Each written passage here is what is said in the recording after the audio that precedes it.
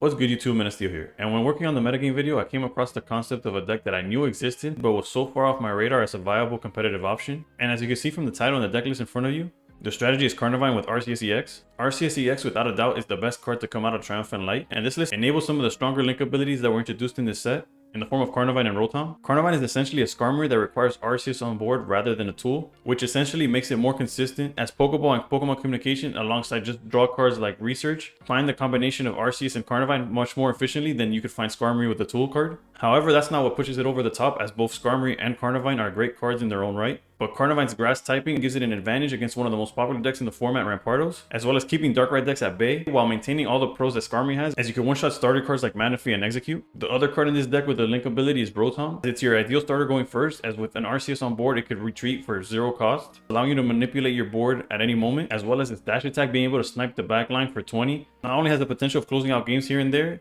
it also enables your Cyrus. Now we move on to cards that don't have direct synergy with Arceus, but still feel this toolbox of a deck, in the form of Rotom from the Space-Time expansion, as this Rotom is basically Skarmory or Carnivine at home, but its electric typing is actually a huge help against water decks, as usually they like to cape on Manaphy to make it survive the 50 damage that Carnivine can produce. But thanks to Rotom's boost, not only from its ability but strength, you get to one-shot Manaphys with the cape on.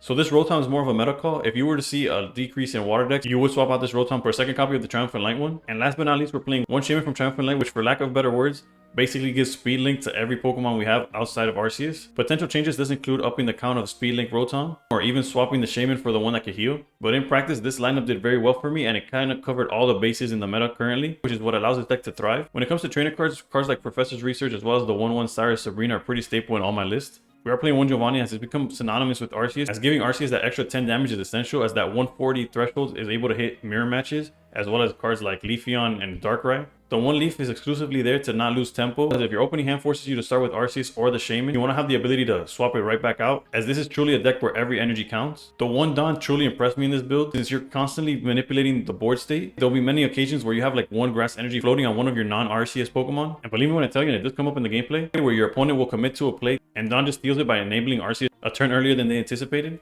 The tool count of 2 helmets and 1 cape is essentially because you want to put cape on your smaller guys. So you got that additional extra damage that puts all your opponent's Pokemon in range for Arceus. And the cape is almost exclusively for Arceus, as you want to put it above that threshold where if you're trading blows with the opponent's Arceus, you want to be able to survive an attack no matter what. With that said, I know I say it a lot, but there's truly no better way to show a deck's true potential than watching it in action. But before we get into the gameplay, if y'all enjoyed deck breakdowns like these, or all things Pokemon Pocket, please consider liking and subscribing, and above all else, stay pro. Alright, going first against what might be or possibly is the best deck. We are going first, so let's just start Rotom, in hopes that we see Research into Arceus, or just hard draw Arceus. That would have been cool too. Alright, this could also be Arceus. The good thing is that we do have Shaman to make this easily swap. Like, we could easily swap these around regardless.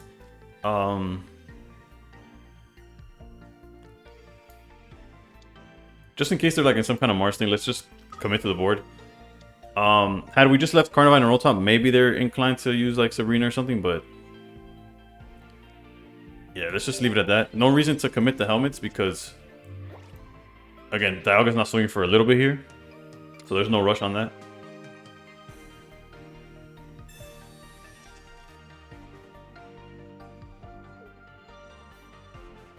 Let's see here, Pokeball, okay.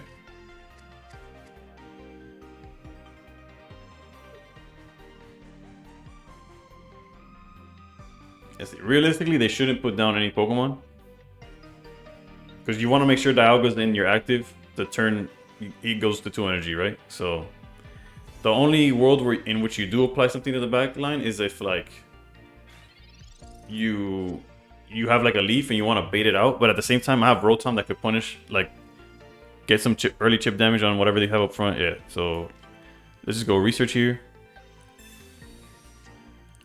Now we have an interesting decision to make here, because we do have access actually, and we're always caping Arceus in this game, but maybe we'll hold it.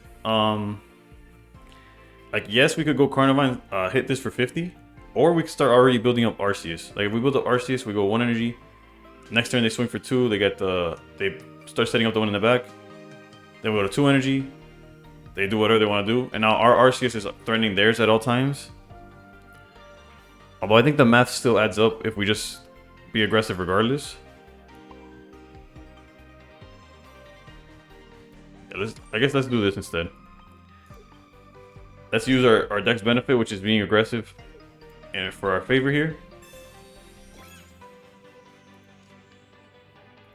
Best case scenario would have been had we gone second instead of them, so that we're able to hit with Carnivine twice before Dialga gets to swing, which puts us in a way better position. But yeah, as expected, here's Arceus. The Healing Shaman, that's one of the things that in this matchup always feels really bad for us. That little additional 10 health every turn makes it where some of our numbers are really odd, and it's really hard to get to certain knockout ranges.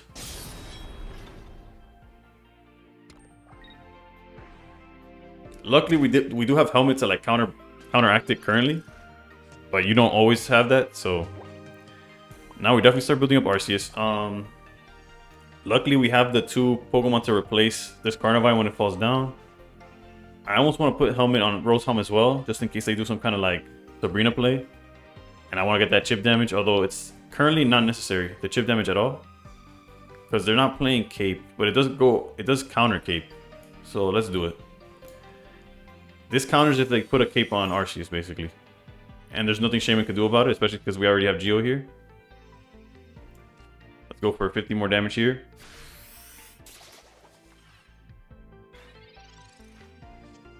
And let's see what they decide to do. Because Dialga can't knock out Carnivine. Nor can it risk, if it tries to stay in, we knock it out 100% of the time. But if they put in Arceus, even with Cape, they would need to put in Arceus, hard put in Arceus. And then Sabrina, no, we basically checkmated them without them even knowing they're checkmated, if that makes sense. Or maybe they do know they're checkmated, I don't know.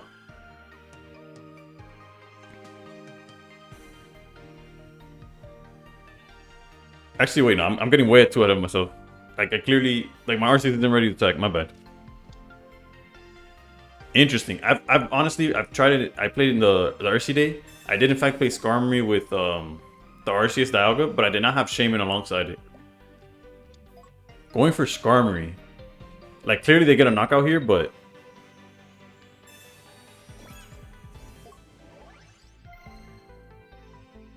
Not gonna lie, was not expecting that. That was not on my bingo card, I guess, as to...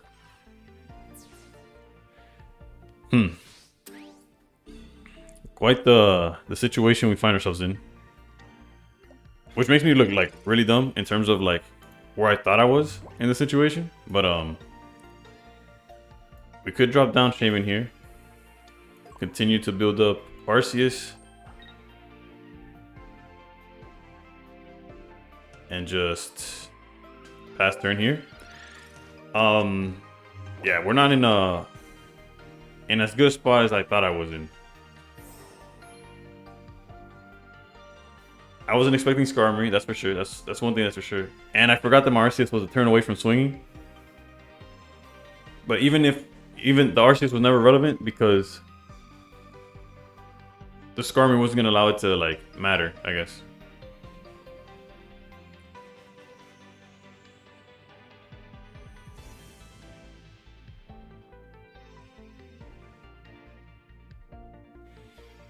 Now I'm thinking, what could they possibly be thinking? Okay, so they do Sabrina. We have Leaf, so I'm just gonna give them Shaman here.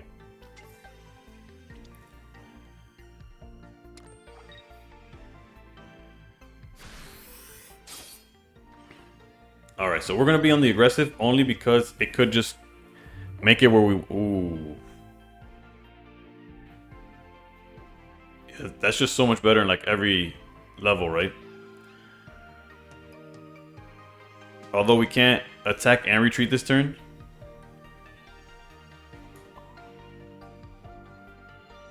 Yeah, we're gonna have to... Actually, the Cyrus is gonna be our win condition for next turn. So let's just go... Leaf here.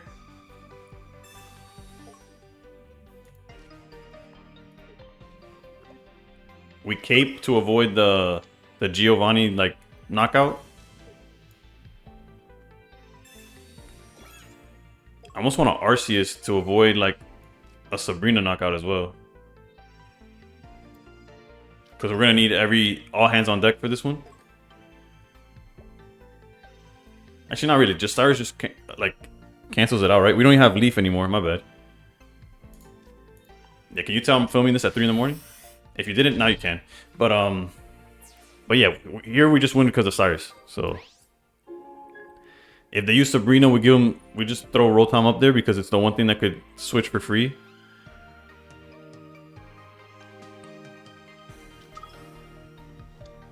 And yeah, and the cape makes it so that we for sure cannot get knocked out. So yeah, it came a very roundabout way.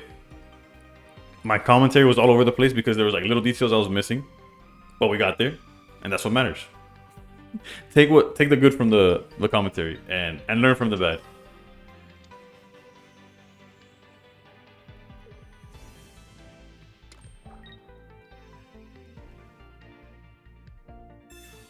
Yeah, the Giovanni's not gonna do nothing. Funny enough, we don't even need to play Cyrus. We do have the Giovanni access ourselves.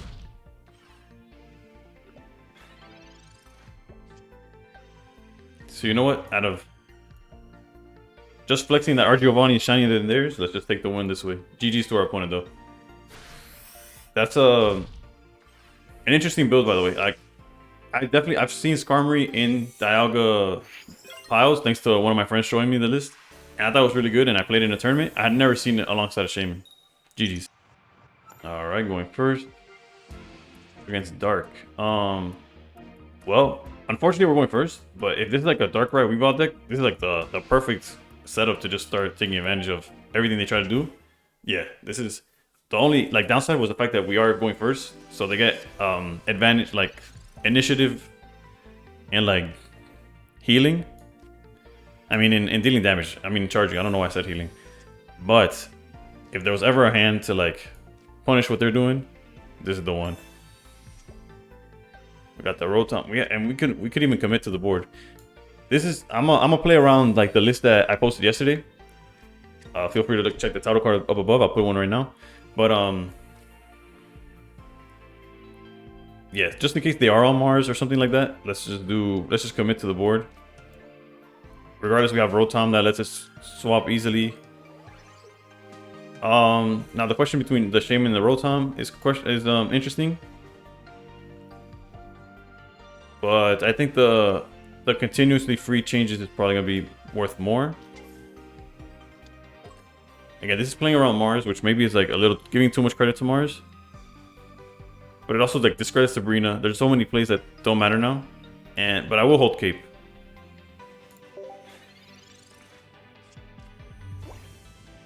I could have honestly just stopped that Rotom Carnivine, but okay, they got their own research here. Pokeball is definitely searching for Sneasel. Actually, that's me assuming it's the Weavile version. Yeah, look, it's Magnemite, so our game plan doesn't change though.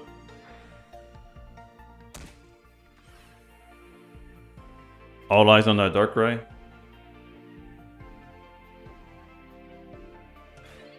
If we saw Cyrus, we could try to get creative. Like tag the Magnemite for 20 and then just close it out after the fact, but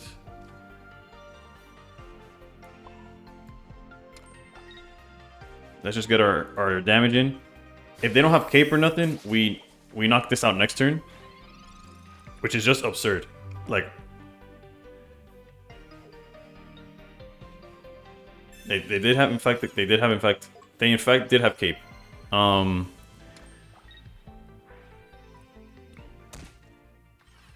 We do have a Carnivine to follow up though, so there's always a benefit on that. Communication, so they're looking for Magneton here.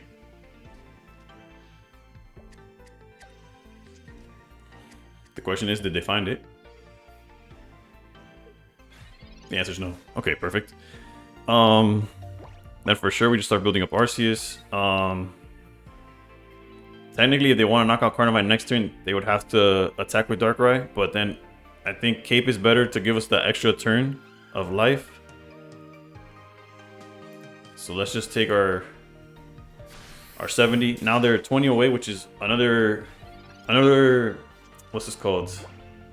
Range that we could hit with just Rotom. Like if they try to escape with this Darkrai, we just gotta get over here. So there's that.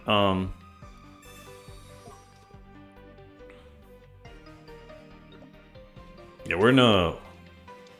It's gonna be really hard for them to beat us at this point, is what I'm getting at. And the fact that we have Carnivine is one of the reasons I said, like, in the past, like in my Darkrai videos of the past, that this deck not only is like under the radar currently, but it might start seeing a lot more play because it just has such a great matchup against like Darkrai. So unfortunately, we're kind of in an awkward spot energy-wise. Because yeah, we could knock out this Darkrai and then what, right?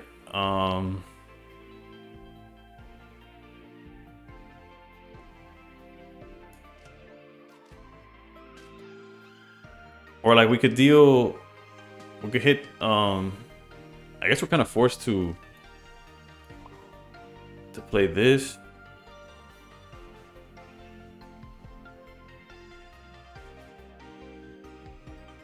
Yeah, they were forced to play here. I'm trying to think what's the best route. Definitely Helmet here.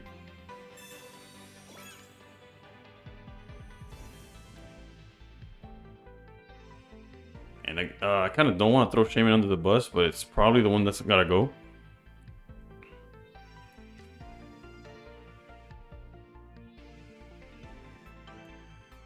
Yeah, I think this is the game plan. And we'll just take it easy here. If this Darkrai chooses to run over Rotom, then it gets in range for Arceus, which is not in its best interest. And at this point, I'm not even scared of Magneton. I could be, but I'm not for whatever reason.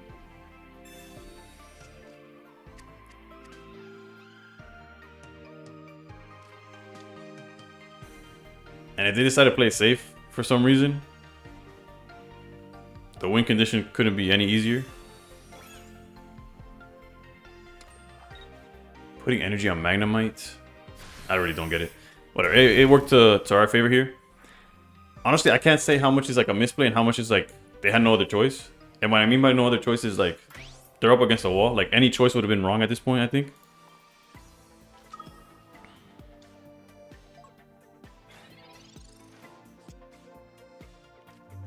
Just put energy there.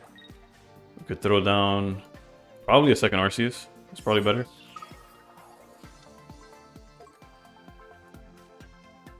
Take our knockout here.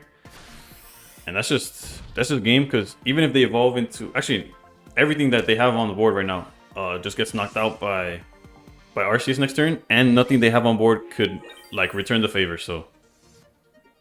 And if they were to play like Sabrina, we just send out Carnivine. Yeah, GG's. Alright, so we're going second against Water. We'll start Carnivine. We don't want them to like Sabrina out to Arceus or nothing.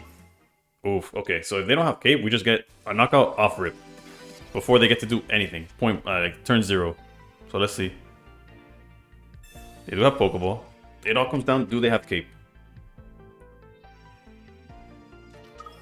And honestly, in my own personal experience, every time I saw this setup and I had like I had Skarmory in hand, I'm like, oof, I got this, and then they would always have it. We got lucky though. Let's go. All right, let's go research here. We got Cape. We got Pokeball. There's Rotom, so that's a perfect answer to some kind of like Sabrina play where they try to bring out Arceus.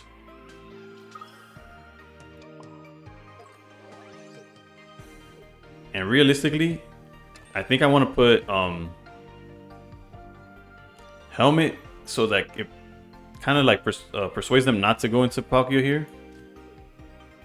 Or not to like try to follow it up and start dealing damage like that. Although Cape would buy us like an extra turn of like... I don't know, I think this is fine. Let's just take out Manaphy. If they decide not to go Palkia, like a follow-up Palkia, we just knock out the second Manaphy as we build up the Arceus. So yeah, so this is why I went with Helmet. It's like if they just committed to like start swinging slash with Palkia, we want to have the chip damage. So let's see here. Sabrina, that's what we got Rotom for. Yeah, we'll take the early damage, but we're okay with that.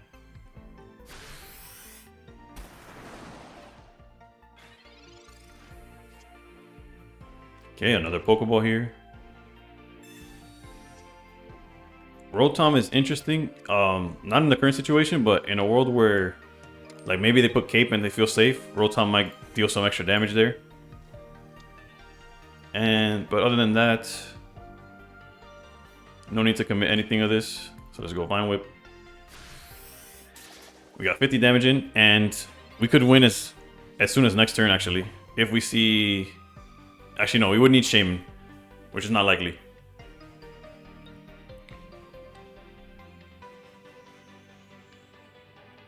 Currently saying the winning of... Okay, for a second I thought they rage quitted, but... Yeah, no. So this is showing that it also has a good matchup against what I thought was the third best deck in the format.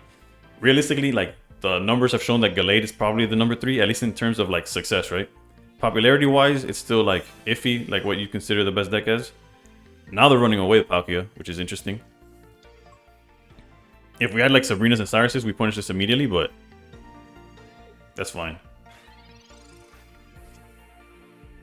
Alright, so we just keep building up Arceus. Nothing changes there. And... Yep, let's just take our... Even in a world where they see, like, Misty and swing for 150, they would need next turn... Like, if they Misty, that means they can't Rida. Yeah, no, we're too far ahead, I believe. And we have guaranteed 130 damage next turn. And if he tries to hit the Carnivine, he takes the chip damage. He went Pokeball, right? Okay, I was like, he still has Supporter Axis. Only 4 cards in hand. And yeah, any deck that could knock out Manaphy faster than Manaphy could like I guess make up for itself, it's just too much advantage. And Cape is kind of like what they have to play to like mitigate it, but they couldn't find it, and thus it was just easy W's. GG's. Alright, going first. Not the ideal start, but never putting Arceus up front, so I guess we'll go Rotom. They have Execute. Okay, we got Dawn. Basically just Helmet and pass. They must be so confused as to what they're going against. They see Grass Energies, they see a Rotom.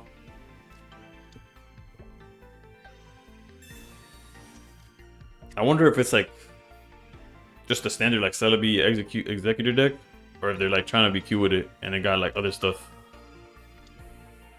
Yeah, no, this is definitely a matchup we could win. We just got the worst possible start here. You see, in this situation, Carnivine would have knocked out the Execute like in return. But here, even if we see Carnivine, we got nothing. We can't do anything about it. Like we have no way of like bringing him out. Like if we had Leaf, we take advantage there. So yeah, let's put down Arceus.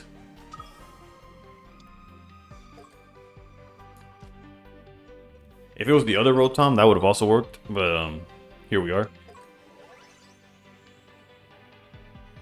We could put him down, or we could just start building with Arceus realistically. Because technically if he goes 160, we got 140. Swings again, takes 20. Yeah, no, it might be incorrect, but let's just commit to this. Pass turn. Maybe we get lucky and they low roll, like they get Tails on the Executor.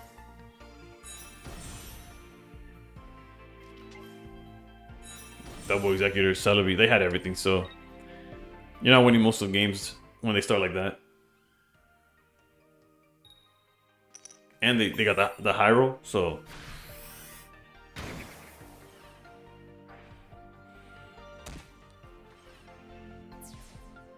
Rocky Helmet pretending to keep us in the game. We appreciate that. Alright, so now we could either deal 50 damage. Actually, let's research and decide after the fact.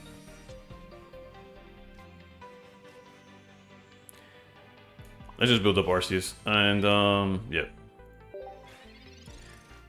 If they have Erica, Executor gets out of range.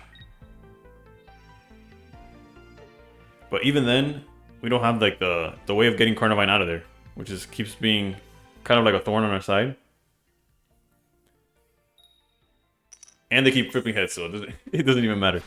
But realistically, if we see another Pokemon, we might start like cooking, right? We do need another Pokemon off the top. We're 9 cards in. We have quite an amount of targets. Can we see it? Okay. And that would have been the target we needed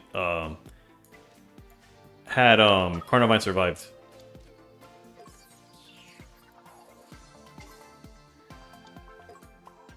And just like that, we somehow clawed our way back into like a relevance. I actually have a different option here, but yeah, you know, actually there's an interesting play here. If we don't want to play for like heads or tails here, although all we need to do is survive the Celebi's next turn. Like Celebi doesn't go 3-4, and we one-shot Celebi, right? So let's just stick to this game plan. Well, we one-shot Celebi if we see another Pokemon, but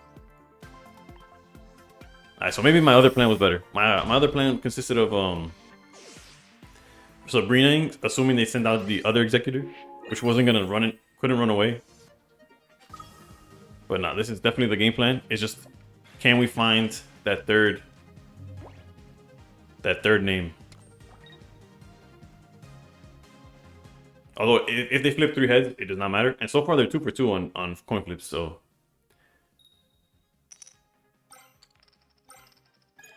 all right, is that the break we needed? Can we find the third name? No, we can't. That's quite unfortunate.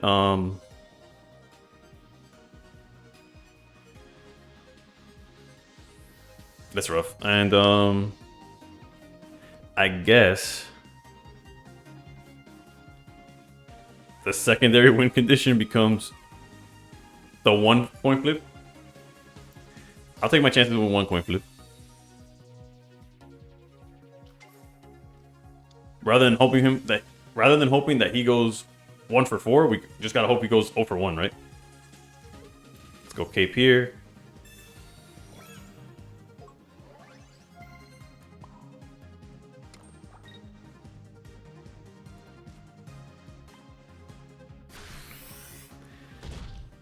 Yeah, so if he goes 0 for 1, we win this game. Which is crazy, but... Wait, what? Why was I under the impression that they wouldn't be playing Leaf? That's on me, actually. I guess I just haven't seen the list in a while. Damn, okay. That's on me, that's on me. I misplayed. Now, well, it's still a better odds, right? 1 of 3 is better than 1 of 4. Let's see. That's 1. Blank. Wait a minute. Wait a minute. There's multiple ways we could win this. Actually, no, we have Cyrus. We have Cyrus. Okay, that's it. That's GG's. Bro, what? And just like that. Bruh, I honestly... Whatever, dude. When luck's on your side, does it really matter?